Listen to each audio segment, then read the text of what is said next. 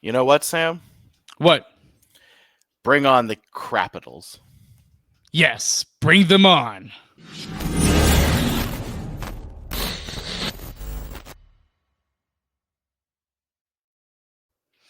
All right, Sam. This is going to be a fun episode as we are going to be previewing the Capitals Hurricanes playoffs round 2 in the last part of this episode, and it's going to be very fun, Sam.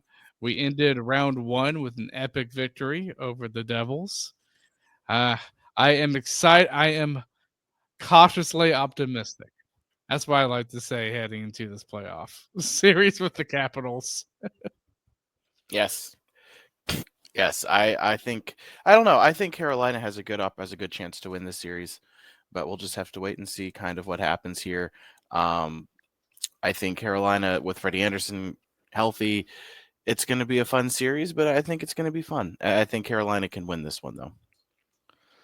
I think they can too. But Sam, uh, we do have a great option for people getting to playoff seats. And what is that option? Yep. If you use our promo code Caniac Report for SeatGeek, it will first time purchase will get you $20 off. Playoff tickets aren't cheap. You want to go if you want to cheer on Carolina, uh, whether here or in Capital One, this is your opportunity to do so. Yes, it really is a great deal. And also, we have a link for donations. So if you feel like you want to donate, you can find that link in both our YouTube description and wherever you get your podcast. And remember, if you are watching us on YouTube, be sure to hit that like button, subscribe, hit that notification bell so you never miss another episode. And also, if you're following us on Apple, Spotify, whatever, be sure to leave a rating, leave a review, and also follow us. It does help us out a ton. And remember, we are doing uh, an episode after every playoff game, but there is a button here because this happened the last game. If it ends like in overtime or it's late into the night, don't expect an episode the next morning. Expect it the next evening. Yes. Yes. Yep. Unless it's on a weekend. Unless it's on the weekend And because well, both Sam and I can sleep in. so assume it is the rule is overtime equals no episode. Yep. So just assume with overtime we're not going to do an episode. We'll communicate if it's otherwise via our social medias. Yes. Yes. So please keep up with us at least on social media. You should follow us if you are on social media, whether it's Blue Sky, Instagram, X, TikTok. We will give you guys an update, especially on X. X is probably the most reliable way to for us to relay information. Instagram, we try to do that too. But yeah, it's going to be very, very fun.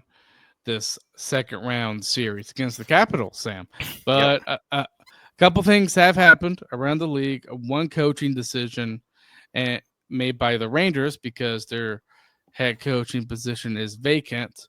They were able to fill that, Sam, with Mike Sullivan, who was the former head coach of the Penguins. Boy, it did not take long for him to find another head coaching job. Nope. He goes to the poverty franchise known as the New York Rangers. Um, They're you not know, poverty, but I don't like the team. So no garbage franchise, horrible ownership, horrible general manager. Who happens to now have a great coach, but we'll see.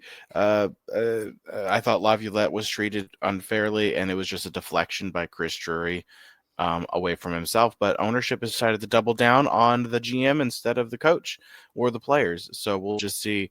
Uh, just because you got the coach doesn't mean the players are going to follow. I think that's probably why they needed Mike Sullivan. Like they needed to get a coach like that players want to play for, because right now nobody probably wants to go there because they're seeing how players are being treated in that franchise, and it's not good. it really is not good. What was weird though, Sam, is there was also thought too that they might be bringing in John Tortorella, but it seems like that fell through. So I mean, just Sam, just imagine the Rangers hiring both Tortorella and Mike Sullivan. I will admit that's heck of a coaching tandem right there. Well, John Tortorella did not go to New York. No, he did not. But It there was a almost point happened. where, yeah, it did almost happen. It just fell through for some reason. Well, Another I thing mean, let's too, be Sam. honest. Yeah. Let's be honest. Tortorella is not anybody's backup. No, he's not. I mean, heck, I was going to be a bit surprised too if he was willing to be an assistant coach for Mike Sullivan, just because he. I mean, I'm not saying that he has an ego or anything, but I mean, you have to have some pride when you have been a head coach for so long. So, and but Sam, I mean, there are other playoff series going on too, and we're about to get. I mean, the second round is going to be starting tomorrow, Sam, as we're recording this because we're recording this on a Sunday. But you have Toronto and Florida facing against each other, Vegas and Edmonton, Dallas, and to be determined because we don't know who is who has won the Winnipeg St. Louis game yet as we're recording this. So, Sam, you want to touch on Toronto Florida series first here? See what that series might go into. Yeah, I think that's going to be an interesting series. I think it's the longer that series go, the more it will benefit Toronto. I think Florida will need to finish that series out quick Yes, I do too. if they want to win that series. The only thing they have against them is, I think, just a lot of playoff hockey in the past, 3 years? Yeah, yeah. So Toronto is, I think, they're a little bit younger of a team, so they probably will have the stamina to go a little bit longer than Florida. Florida's older, and they've, like you said, they played a lot of hockey over the last few years. They've made it to the Stanley Cup Finals. What if they make it this year? It'd be three in a row, I Yep, think. it will. So, I mean, this is a team who is battle tested. First off, so that's beneficial. They have a guy in Brad Marchand who has just haunted Toronto. That's a plus for them. But Mm-hmm. Toronto has the youth. They have a solid head coach and a team that's looking to prove that their demons can be conquered. So, can Toronto overcome the Florida Panthers, another team that's haunted them? Yeah, I think they, or I don't know if they've actually played. I think it was the other team. It was the other Florida team that Toronto has lost to. This is a very different matchup than Toronto faced in round one against Ottawa. I think there's some similarities between the two teams. I think they're both very physical teams, but Florida is better skill wise and they have better players, similar Yes. style, better players. So we'll just have to wait and see. I think Toronto is going to be desperate to win those first two games in Toronto. I think they have to win those first two games to really have an opportunity to win this series. If they split, then I think all bets are off for this series. I think Florida probably wins unless Toronto can get a win in Florida, which will be really hard. Um, I'll say this about the Florida Panthers Stadium. They pump crowd noise into the stadium. They purposely make everything really, really loud. I've been in that stadium. So all the music and all the goal horn, like all of that is intentionally louder. Toronto doesn't exactly have a great atmosphere either. To be fair, they're known for having a stadium that's very easy to get out of the game and also just struggles to get into the game. It's a corporatized arena. There's not a lot of quote unquote fans in the stands there. A lot of those fans are on the outside of the building. So it's just part of the a reality. I think you have two buildings that Florida can get loud, but it's not natural. Yeah, it's going to be interesting. I think Florida wins that series, Sam, just by looking at both teams. But Yeah. I mean, you never know. I think once you get to second round territory, it's just you never know. I kind of need to when you get fire, you got fire on your side. You got to burn the other team. So we'll see how that series goes. Sam, another series is the Vegas Edmonton series. Sam, this could be a great series too. Ah, I think Vegas wins the series, Sam. Just because I just look at the goaltending, I just think Vegas has the better goaltending. I think Vegas has the better defense too. compared to Edmonton. But I mean, I'll give the offense to Edmonton just because they have McDavid and Draisaitl. But I do think Vegas wins that series. So the real question is going to be: is does Edmonton outscore any other problems that they have? Yep. And they're capable of doing it, but it's going to be dependent on whether Draisaitl and McDavid show up, and they have to show up in a way that's spectacular. And just the reality of the situation, and we've seen this before. Two players does not a Stanley Cup championship team make. It doesn't. You need to have a core of players around you. Uh, the only reason why I would like to see Edmonton win is Jeff Skinner, but I don't even know if he's playing. In the playoffs, I know he's played a game, but I don't know if he's played a lot. But good for Skinner. It's still good for Jeff Skinner. I really like the player. I've always liked the player for finally getting to play in the playoffs. I mean, poor guy hadn't played in the playoffs like his entire career. So, yeah, he's only played one game. He got an assist out of it. So, well, I'd like to see him play a little bit more, and hopefully he'll get some opportunities. Again, no team stays 100% healthy in a playoff run, so he'll get some more games down the stretch if they continue to move forward.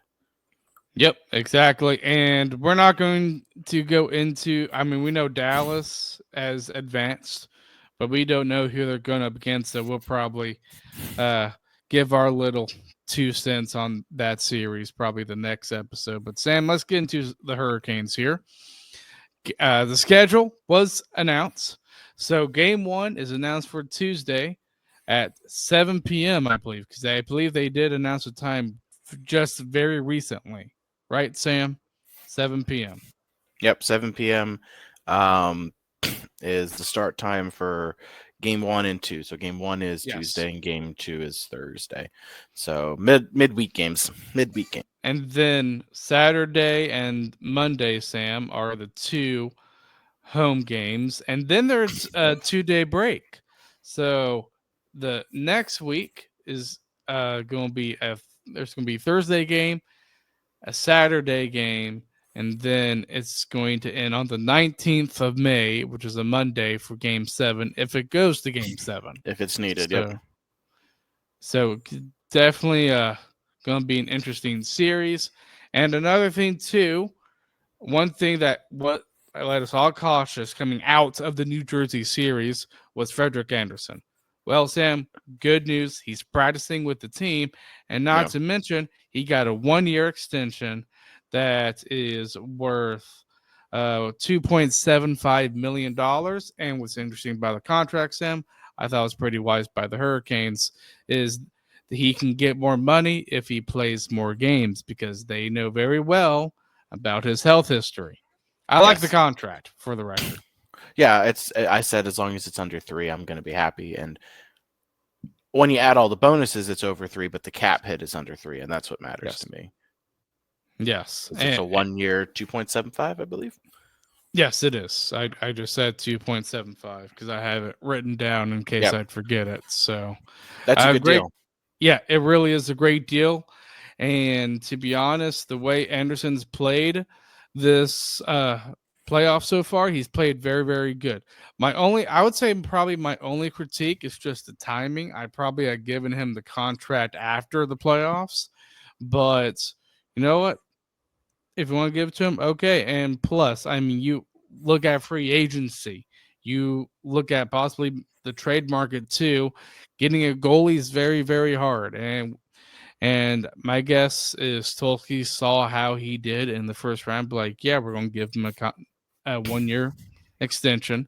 And Sam, I mean, obviously, this is probably going to go more into depth, probably in an off-season type of episode.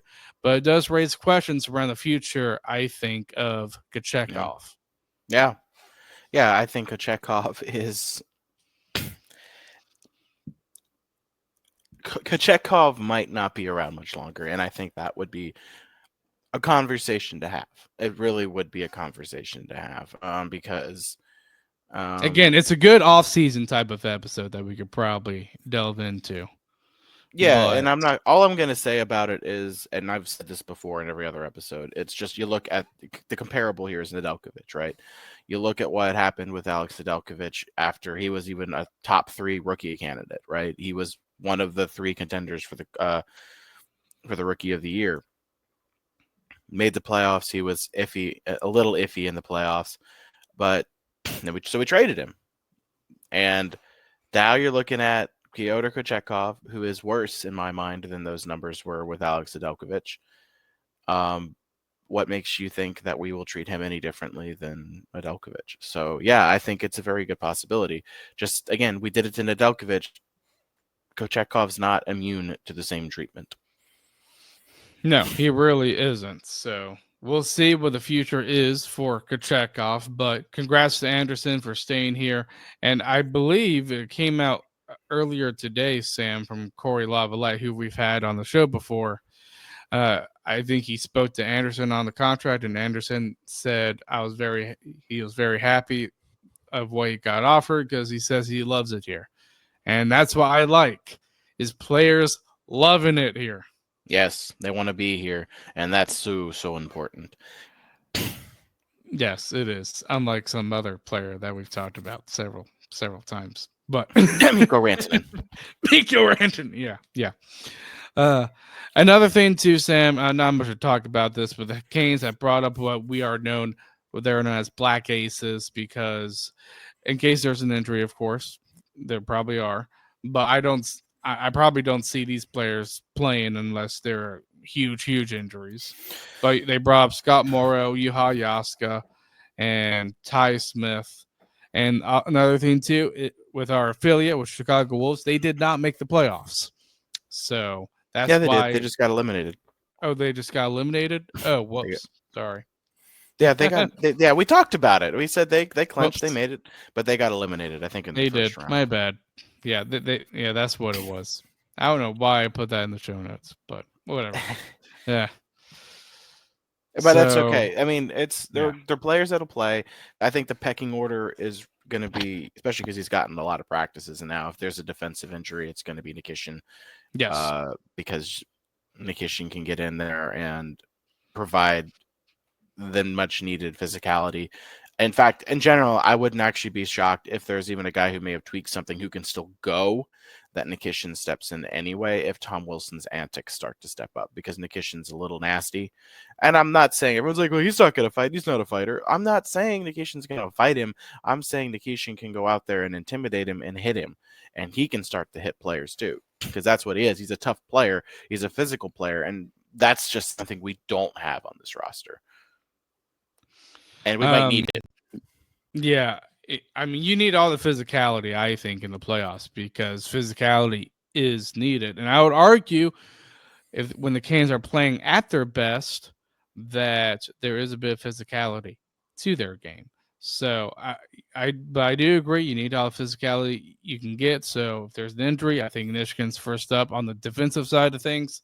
Forward side of things, I think you probably think of Tyson Jost on the first pecking order, and then probably second, I would say probably Juha Jaska because he's actually got games this season. So did we bring up Bradley Nadeau? No, we did not. Okay. Oh no, he's not a player that's going to play this year. He would be next season because we'll have spots. Maybe next season because we have a lot more players than roster spots. But Sam, let's go ahead and get to a sponsor. Then we'll do our playoff preview between the Capitals and the Hurricanes. The NBA 82 game grind is done, and now the real fun begins. The NBA playoffs are here, and it's time for all the high skates drama, clutch moments, and jaw-dropping plays. I can't wait. If you're looking to make the playoffs even more exciting, DraftKings Sportsbook has you covered as an official sports betting partner of the NBA. Try placing a bet on your favorite player's performance. Will they drop 30 points, 40, or more? It's your call. Here's something special for first-timers. New DraftKings customers bet $5 to get $200 in bonus bets instantly. Make it a playoff run to remember with DraftKings. Download the DraftKings Sportsbook app and use code THPN. That's code THPN for new customers to get $200 in bonus bets when you bet just $5. Only on DraftKings, the crown is yours. Gambling problem? Call 1-800-GAMBLER. In New York, call 877-8-HOPE-NY or text HOPE-NY 467-369. Connecticut, help is available for problem gambling. Call 888-789-7777 or visit ccpg.org. Please play responsibly. On behalf of Blue Hill Casino and Resort in Kansas, 21 plus age and eligibility varies by jurisdiction. Void in Ontario. New customers only. Bonus bets expire 168 hours after issuance. For additional terms and responsible gaming resources, see dkng.co/audio.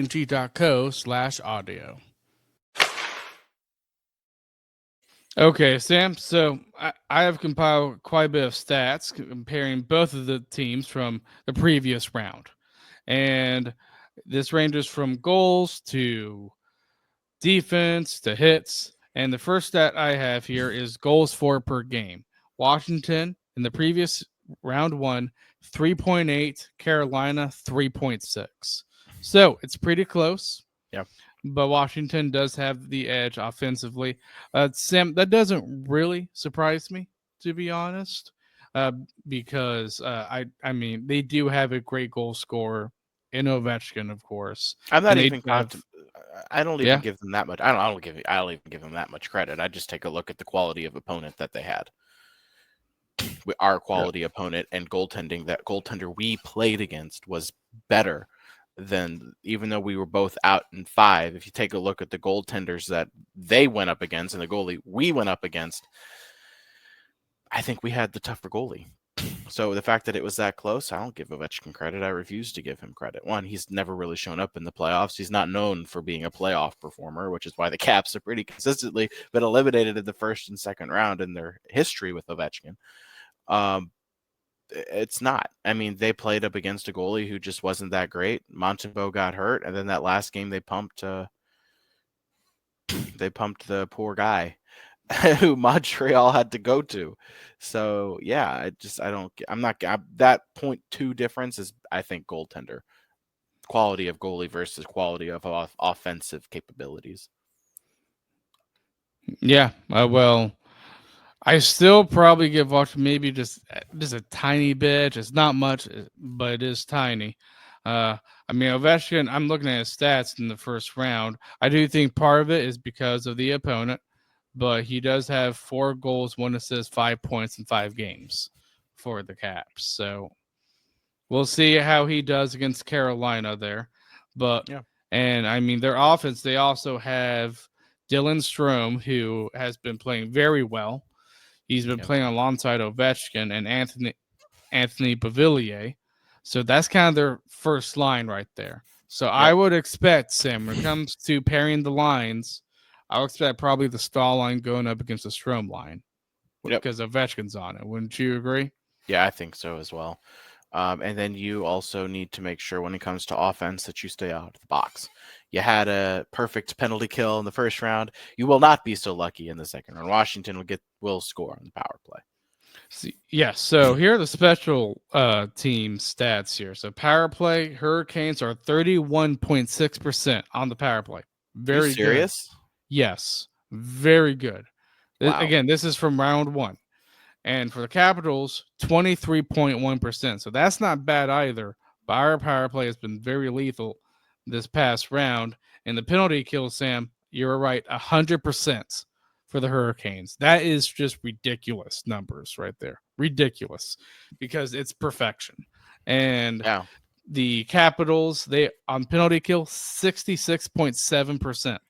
So I think the goal, like the thing that Adam would talk about and other people would talk about, it's, you want that number to be above 100%, right? You want the combination of the two to be above like 100%, right? You add the penalty kill and the power play percentage together. If that number is above 100%, you're looking pretty good.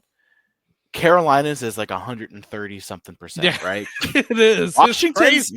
Washington's not even at 100%. So in years where you would think, you know what, I bet the Caps have the edge in special teams, I think going into this series, Carolina has the edge in special teams. They Our do. penalty kill has been elite. Our power play has been elite. The reality is, if Carolina can mitigate Ovechkin's shot, Powerful shot, yeah. His front office shot. that's really it.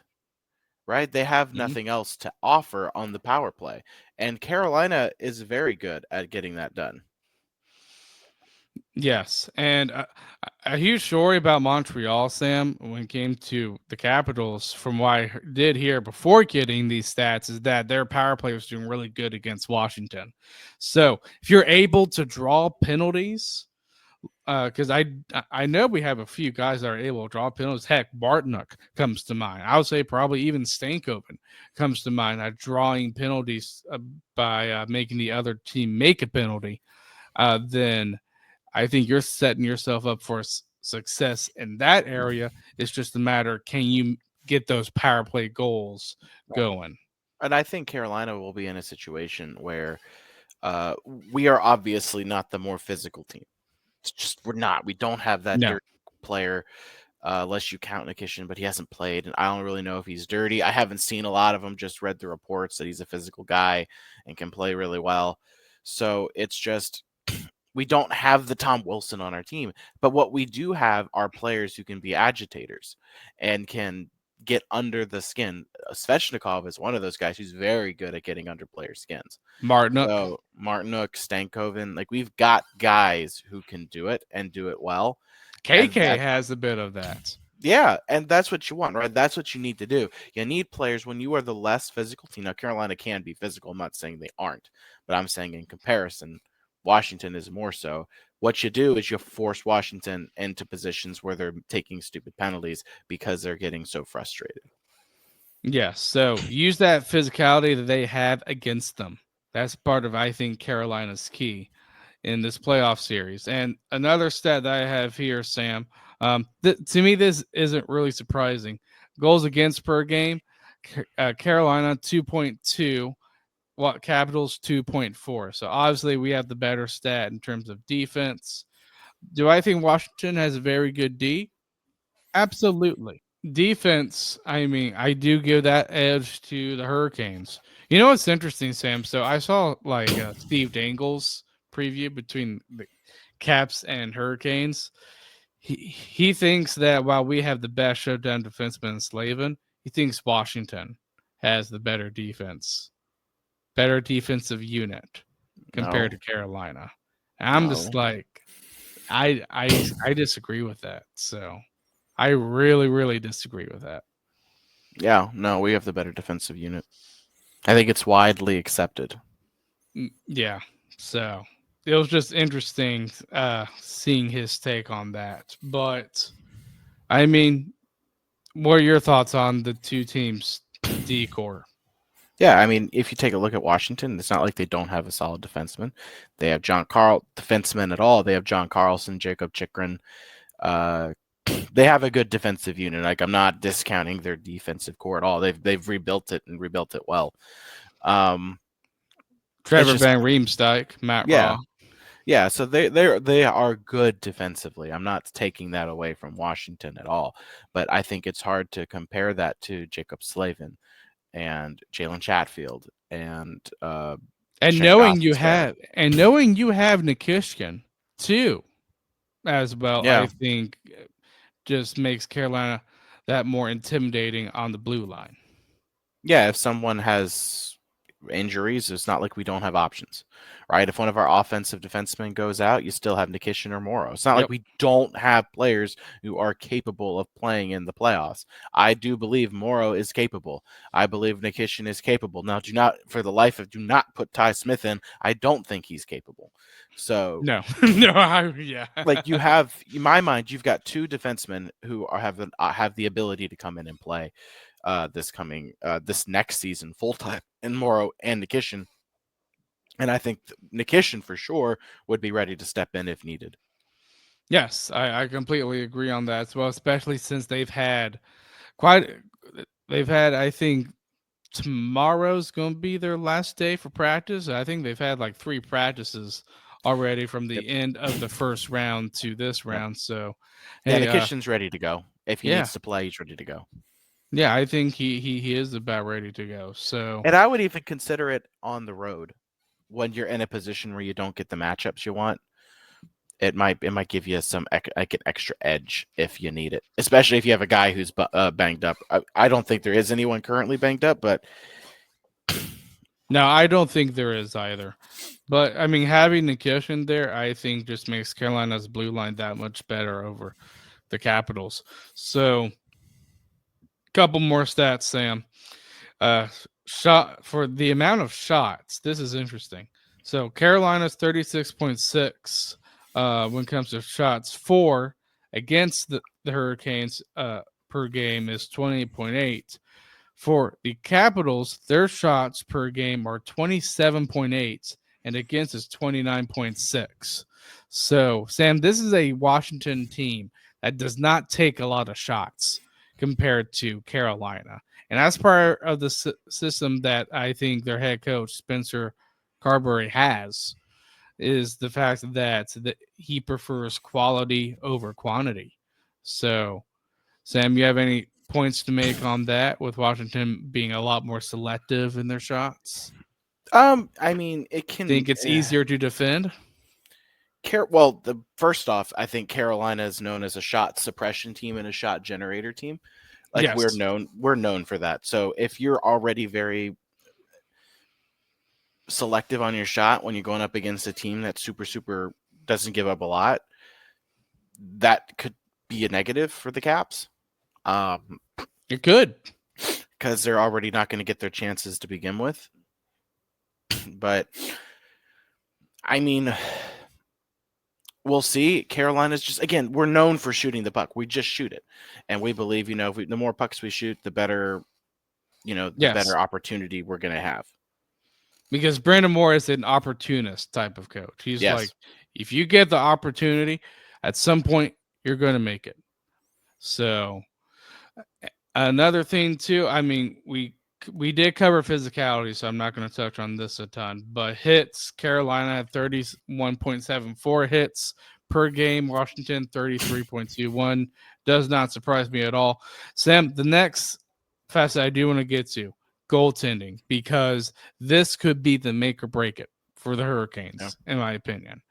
Anderson, 4 games, 3 wins, 1 loss, 936 save percentage. That is an amazing stat right there.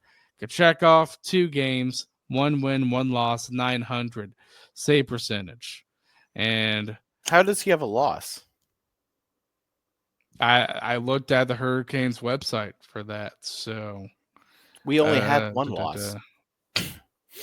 You know what? They must have counted for that game that he came in what we what won was that it? game.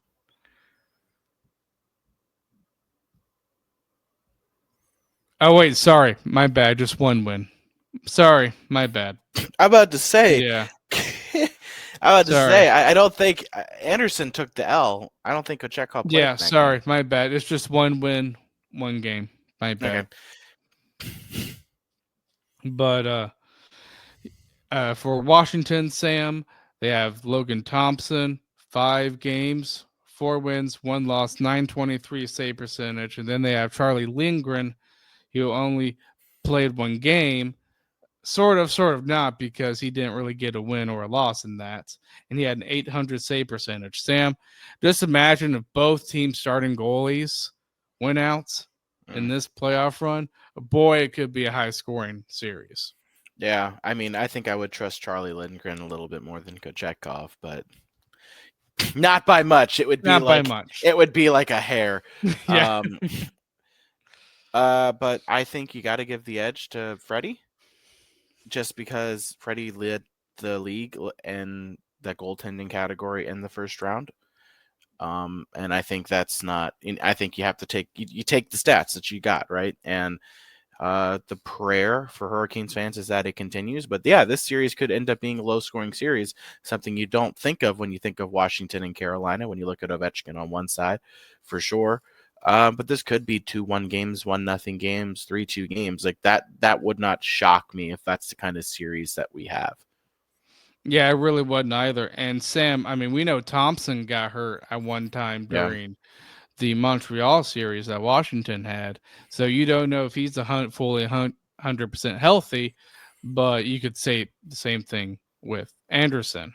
Yeah. And I think if Anderson's in net for the Hurricanes, I it does lead me to more believe that the Canes wins the series than Kochetkov. Yeah, I also think when it comes to Freddie, he doesn't play unless he's 100%. Yeah, yeah. So like Mhm. that's just his history. So my argument there was be Freddie is 100%. So whatever it is, he's fine. I don't know about Thompson. So if he's not 100%, that's not known to me. He's not a goalie I'm overly familiar with. So, out of all the facets, what do you think is going to dictate the series the most? Do you think it's going to be goaltending, the offense, the defense? It's goaltending. I think it is goaltending too. It is because Carolina. I mean, we saw Freddie and Anders and Kochetkov down the stretch. They weren't good. And since the playoffs started, Freddie has been excellent. So the question is, it's like Dr. Jekyll and Mr. Hyde, right? Like, which goaltender are you going to get? Are you going to get the playoff Freddie that you saw in the first round? Or are you going to get the New York Rangers playoff Freddie that we saw last year that just completely destroyed any opportunity we had at advancing to the next round? Are you going to get the last bit of the season Freddie where he was even worse? Like I don't know. Like is Freddie going to get hurt? Is he going to wake up one morning and get a paper cut and not play the Yeah, rest of the playoffs? Like I don't know, which is like also my concern with the extension because he just is so injury prone. Uh but at the same time, and we didn't talk too much about this extent in this regard, but there just isn't other options either this offseason for gold? Like, what did you what are the other choices? Go out and trade for a goalie? I mean, it was really your only other option. Nothing great was going to be on the free agency side. So you know, 1 year deal gives you another year to look, but it just you don't know what Freddie you're going to get, and I think that's the concern, and I think that's going to be the concern the entire playoffs is which Freddie Anderson do you get. If you continue to get the Freddie Anderson of round one, this team has an opportunity to make it all the way to the Stanley Cup Finals. In my mind, I think they can do that when your goaltender is playing as good as he was playing in round one. If you get the Freddie that showed up in round two last year, then I think you're in trouble. But I yes, think again, you get to this series, I think you're going to need Kochetkov to play a game. I think if you win both games in Washington, I think you give Kochetkov game one in Carolina just to give Freddie a break because you won both games in Washington, and that's hard to do.